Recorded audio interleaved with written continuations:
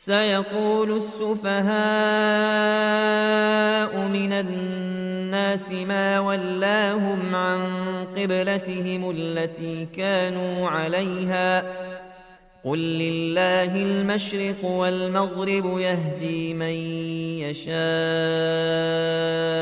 إلى صراط مستقيم وكذلك جعلناكم أمة وسطا لتكونوا شهداء على الناس ويكون الرسول عليكم شهيدا وما جعلنا القبلة التي كنت عليها إلا لنعلم من يتبع الرسول ممن ينقلب على عقبيه وإن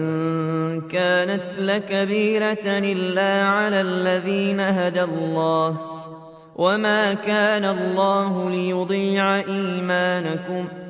إن الله بالناس لرءوف رحيم قد نرى تقلب وجهك في السماء فلنولينك قبلة ترضاها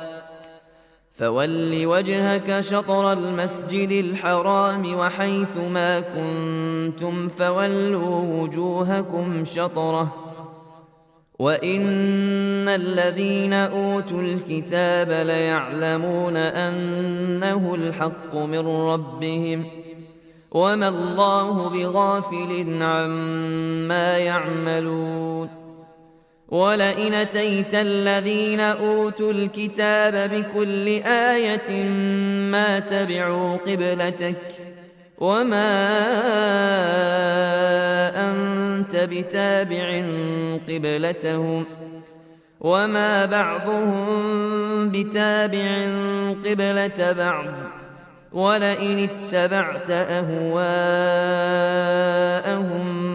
من بعد ما جاءك من العلم إنك إذا لمن الظالمين الذين آتيناهم الكتاب يعرفونه كما يعرفون أبناءهم وإن فريقا منهم ليكتمون الحق وهم يعلمون الحق من ربك فلا تكونن من الممترين